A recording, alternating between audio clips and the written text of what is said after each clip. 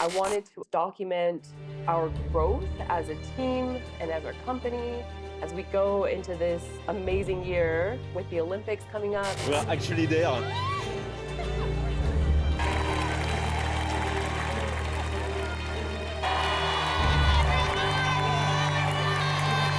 My whole life growing up, I could never be put in a box.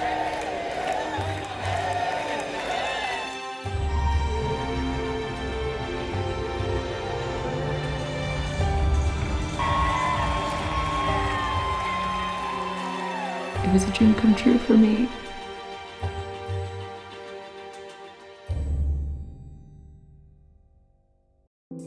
Ready? Yeah, excited? Ready. No, I'm saying that because when you speak, you don't have a big accent. Really? The first time I became aware of the Olympics was Beijing 2008. I remember the opening Olympics was like so epic for me, and I was like, wow, one day, how cool would it be to go to the Olympics in a different city, right? C'est la queue pour la hache. Okay. I was actually in Europe in 2012, and I was like, how cool would it be for me to go to the London Olympics? Never had the opportunity.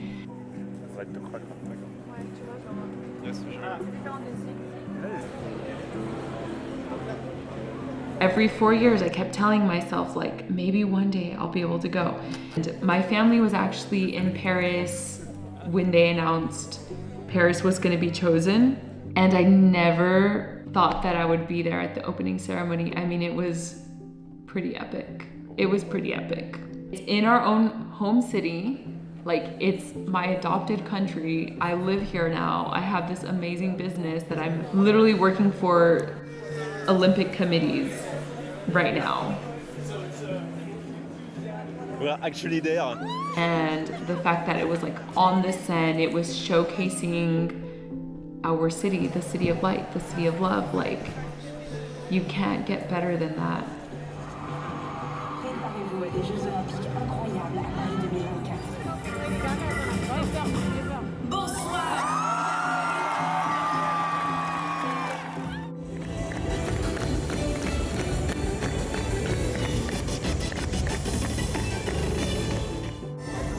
It's raining. Oh, why, Paris? Why? Central African Pray to the rain god. And then the US finished, and then France, like right after that, like actually there's such this strong connection between Americans and French. We love each other. There's just like this chemistry and this like love for each other and each other's countries, and we helped liberate the French during World War II, and the French came to the rescue when the US wanted independence from Great Britain. Like, it's unexplainable. And the fact that like the Americans ended the show with the bang and then the French were right after, like, oh, it's just, I can't explain it. I don't have like a good example, but there is, like, if you're, and the fact that like I'm French now and I'm American, and like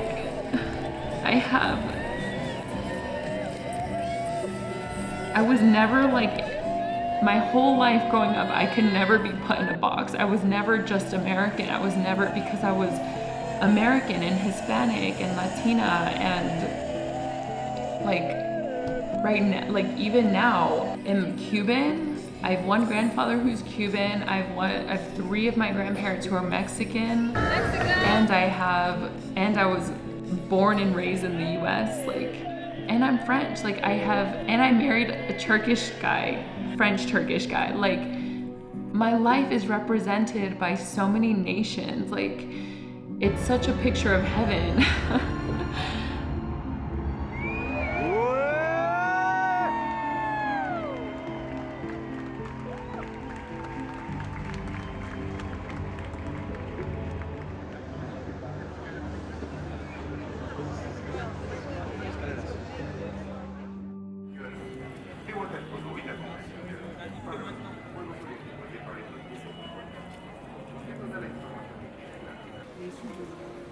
first Olympic game that we went to was the women's rugby 7, which was really fun. We saw at least 10 matches. We saw France play, Australia, the US, and amongst other teams, which was really fun. Yeah, there were lots of people there to support their teams and the players and their nations. So it was really fun to get that first rush of just full energy from everyone. It was at the Stade de France stadium, which was super packed, and we just had a great time eating hot dogs and drinking Coke, and we got the sun. The weather was amazing. It was really warm because there were so many different teams playing. There were a lot of nations representing, so just a lot of different flags being waved around, and a lot of people there to support their countries, their teams. So yeah, it was a good first Olympic match to go to because of all of the really big energy that everyone brought, including the players like Ilona Mar, I hope I'm saying that right, which was really cool to see all these very empowered women just playing this hardcore sport, and to really see them give it their all was really fun, and to see the US take the bronze was super special.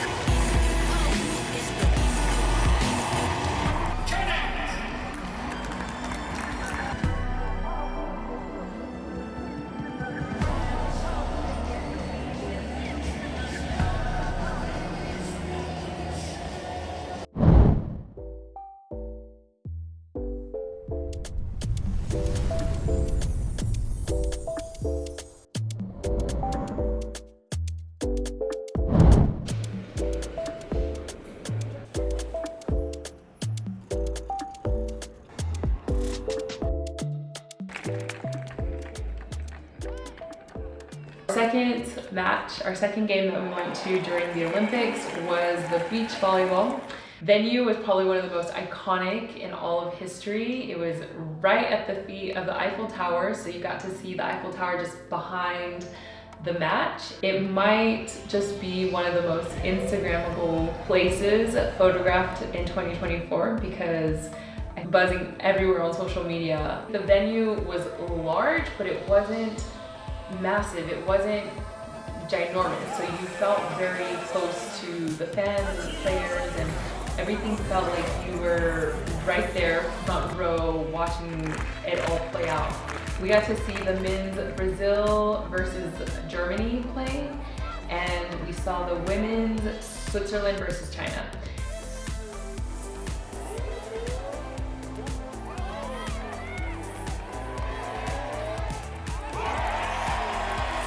Okay, so it was really fun that we got to see the women's Swiss team play because I think we had seen them the week before twice on TV, and me and my husband were keeping up with them, and we were like, oh wow, we get to see their match today. So that was really fun to see Esme and Zoe from Switzerland play. They kicked ass and they actually beat China.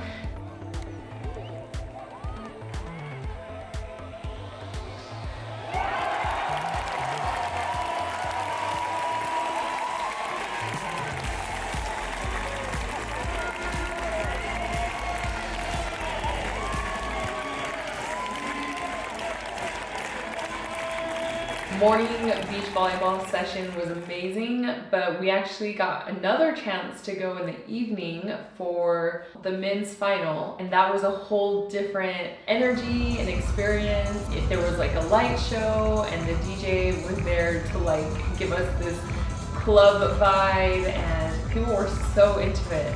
It was Norway versus Qatar, and then Sweden versus Germany. Both the German and the Swedish fans were very energetic and very much into it. It was really fun. Great energy and people dressed up and everyone just having fun and dancing. The music was pumping. Really fun and special to have witnessed history and have seen Sweden take the gold.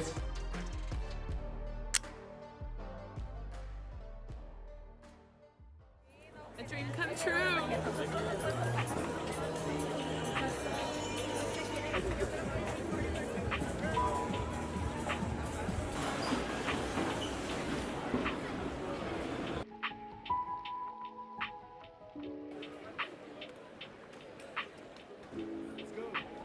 Okay, so after the morning beach volleyball session, our team ended up meeting back up at the Clubhouse 24, which is a place at the Palais de Tokyo.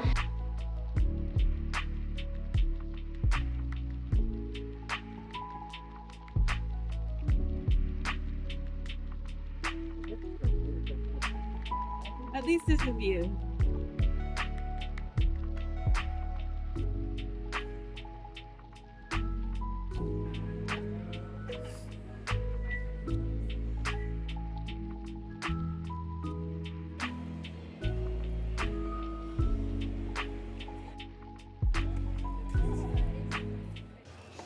Hi, today we're at the Clubhouse 24. Welcome to Paris.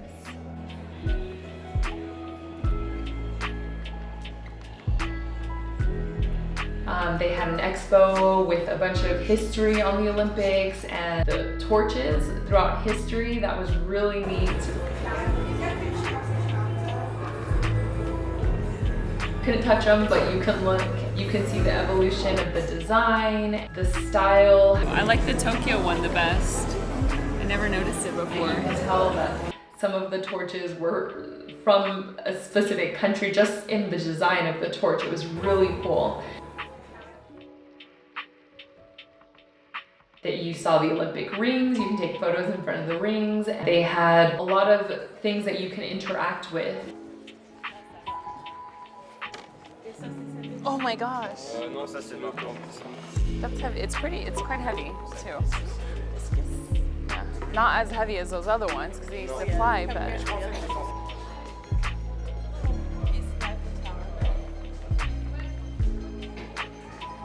Comme ça. Oh là là, franchement, je sais pas comment ils font. Tiens, prends ce sac. Ils font... I don't even know how you get up from that. How are you supposed to run when you're like at a different angle? 2, 3.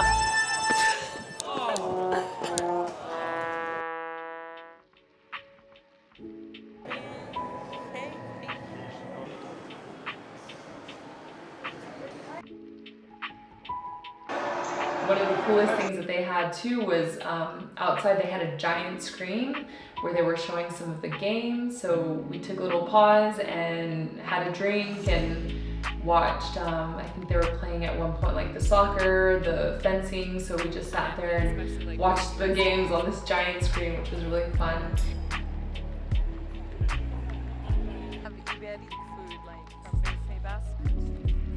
And then at one point they had an interview of the tennis athlete Kim Clijsters. Kim Clijsters lets the emotions run free. And she spoke about her career of being a tennis champion and also trying to balance her personal life and raise kids. She's a mother of 3, so that was really inspiring to see this woman who was extremely accomplished. She was a tennis champion and she participated in, I think, the 2012 Olympics. and to see her Spanish flags or alcohol. I don't know, succeed in her career, but also being able to raise kids. And she lives between the US and I think Belgium. So yeah, it's just really neat and inspiring to see other women doing it, and people that are also very accredited and who they are dedicated to what they do. Is really, really fun to hear her story.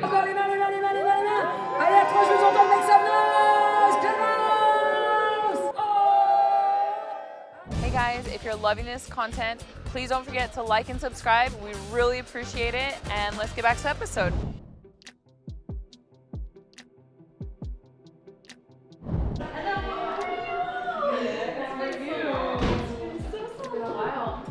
Hugs or kisses or both?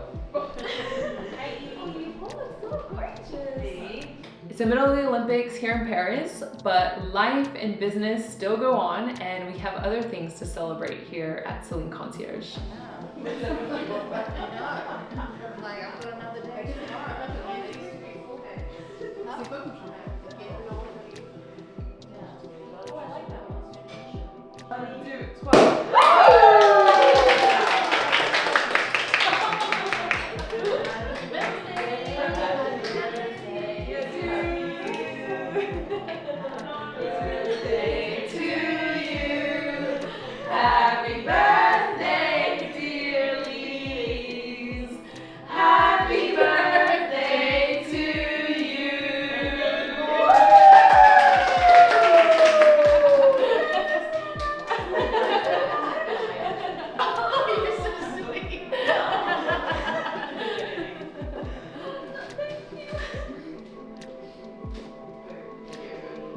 There are at least 5 different countries represented on my team. What would be really cool is if we went around and said all the languages that we speak.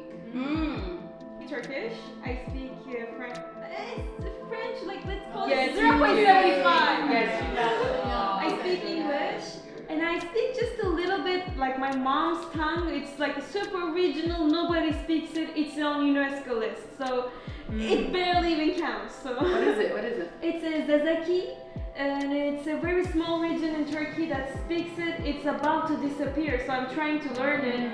And I know very little from it. Like, you know, I know like the swear words. How to say? Tell you the swear word. No, it was my grandma. Oh, Even better. You English and French, and I hear Spanish and I can understand most of it, but I definitely don't speak Spanish yet. That's good. So Spanish was my first language for like the first 5 years of my life, and then I went to school. That was a culture shock and a language shock because I started learning English and I didn't know English at all. Not really, because my parents spoke to me in Spanish, I guess. Yeah. And then I was like, I never said anything when I was like in kindergarten.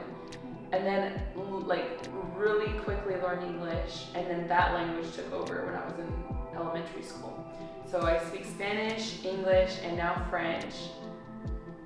Little words of Italiano and Greek over just like through travels, and Turkish. Buradayım. I learned that from like a little 5-year-old being like buradayım, which means like here I am. It was like Celine's cousins, kids, like anyway. Vous savez pas, mais je parle chinois. Sérieux? Non.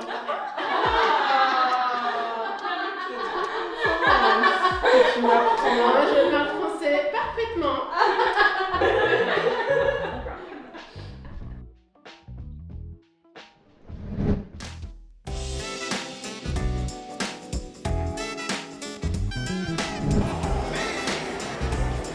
Oh, elle est toute habillée.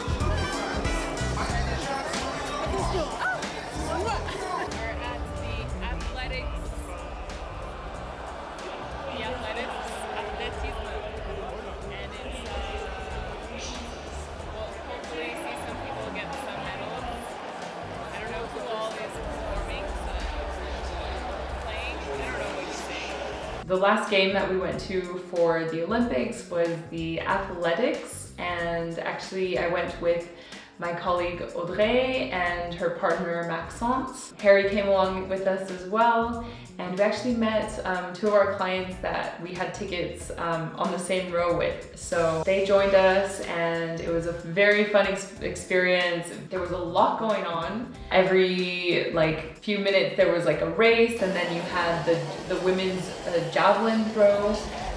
Then in between that, there was the men's high jump. There were those two things going on in between all of the races. So I think we saw the 800 meter men's race, the 200 meter hurdles, and even maybe the 400 meter women's. And all of these were qualifications, so it was a bit of a relaxed energy, but still people were cheering really hard. And every time one of the French athletes went to perform, the crowd just went wild. The whole stadium was for the French team.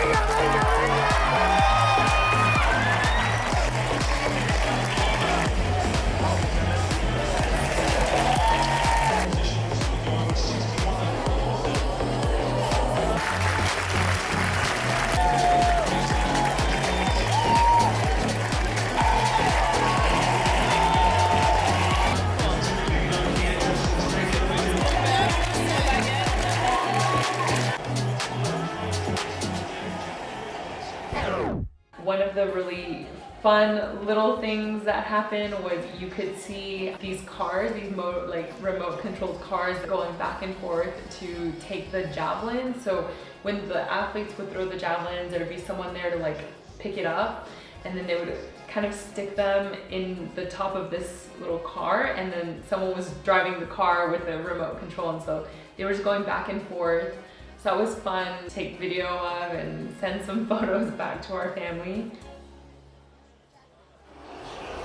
Audrey came with me and she really appreciated that sport. She said that she wasn't originally gonna go to any of the games, but we had some extra tickets for this sport, and she was like, oh, I'll go if it's for athletics. So my team worked really hard this year leading up to the Olympics, so it was really rewarding for all of us, I think, to go to at least one of the games, to be able to share that experience with each other as a team, to just be able to reward ourselves and do that was really fun and really worth it to finally let loose a bit and have fun and scream and cheer on our teams and just see these athletes doing amazing things.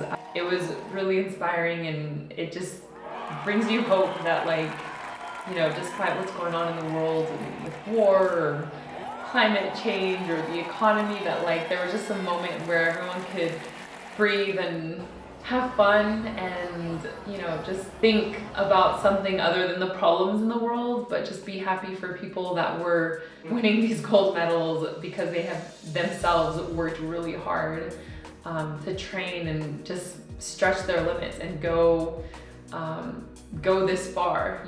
Such a delightful time to be alive, I think, and to just be in the city. I think Parisians were wrong to leave because we got to see Paris in a whole different light, I think. It's just unreal how there are all these nations in our city, and I even said this in my book, Paris is a city of nations. Even my team, we have there are at least 5 different countries represented on my team.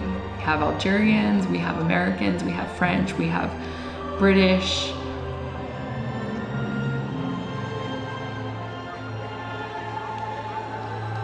And the fact too that there was Celine Dion finished the ceremony. She's been an icon for me my whole life because we have the same name.